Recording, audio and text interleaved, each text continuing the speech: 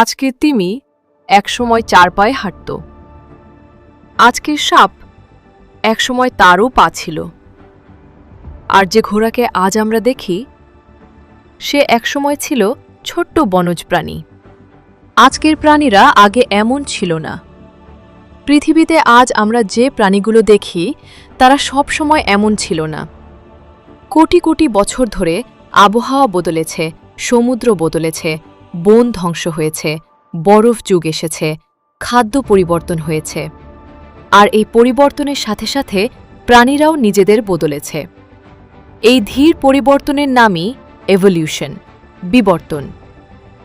ভিডিওটি শুরু করার আগে আমাদের চ্যানেল টাইম ফর ফ্যাক্টস যদি নতুন হয়ে থাকেন তাহলে অবশ্যই চ্যানেলটিকে সাবস্ক্রাইব করে দেবেন এবং লাইক কমেন্ট করতে ভুলবেন না।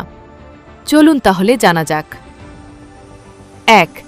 তিমি, যে একসময় ভূমিতে হাঁটত, আজকের ব্লু ওয়েল পৃথিবীর সবচেয়ে বড় প্রাণী।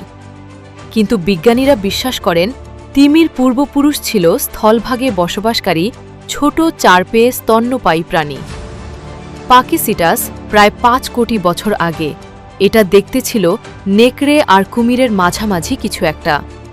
4টি পা ছিল, স্থলে হাঁটত, কিন্তু খাবারের জন্য জলে যেত। এরপর আসে অ্যাম্বুলোকিটাস, ওয়াকিং হুইল। এরা জলে সাঁতার কাটতে পারত, আবার স্থলেও হাঁটত ধীরে ধীরে। পা ছোট হতে থাকে, শরীর স্ট্রিম লাইন হয়, লেজ শক্তিশালী হয়, পা ফ্লিপারে পরিণত হয়। অবশেষে জন্ম নেয় আধুনিক হোয়েল। ২. সাপের একসময় পা ছিল। শুনতে অদ্ভুত লাগলেও অনেক প্রাচীন সাপের ফসিলে ছোট পায়ের চিহ্ন পাওয়া গেছে। বিজ্ঞানীরা মনে করেন সাপ মূলত ছিল গর্তে থাকা টিকটিকির মতো প্রাণী। কেন পা হারালো? কারণ গর্তের ভিতর চলাফেরা করতে, সরু জায়গায় ঢুকতে, দ্রুত স্লাইড করতে পা বাধা হয়ে দাঁড়াচ্ছিল। তাই হাজার হাজার প্রজন্ম ধরে পা ছোট হতে থাকে, শেষে পুরো হারিয়ে যায়। আজও কিছু সাপের শরীরে ছোট পেলভিক বোনের চিহ্ন পাওয়া যায়, মানে তাদের শরীর এখনও পুরনো ইতিহাস বহন করছে। ৩. ঘোড়া, আগে ছিল ছোট্ট বনজ প্রাণী। আজকের ঘোড়া দ্রুত দৌড়ায়, কিন্তু প্রথম দিকের ঘোড়া ছিল প্রায় কুকুরের মতো ছোট। এর নাম ইয়োহিপাস। এরা জঙ্গলে বাস করত। ছোট পা ছিল, একাধিক আঙুল ছিল। কিন্তু যখন বন কমে ঘাসের মাঠ বাড়তে থাকে তখন দ্রুত দৌড়ানো প্রয়োজন হয়। তাই পা লম্বা হয়, শরীর বড় হয়, আঙুল কমে একটিতে আসে। কারণ দ্রুত দৌড়ানোই ছিল বেঁচে থাকার উপায়। ৪. মুরগি আসলে ডাইনোসরের আত্মীয়। এটা শুধু থিওরি না, অনেক ফসিল এভিডেন্স এটা সমর্থন করে। বিজ্ঞানীরা দেখেছেন বার্ড আর ডাইনোসরের হাড়ের গঠন মিল আছে। দুইজনেরই হলো বোনস ছিল। অনেক ডাইনোসরের পালক ছিল।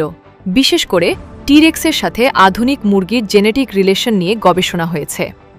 মানে আজকের পাখিরা আসলে ছোট আকারের সার্ভাইভিং ডাইনোসর লিনিয়েজ। ৫. মানুষের শরীরেও এভলিউশনের চিহ্ন আছে।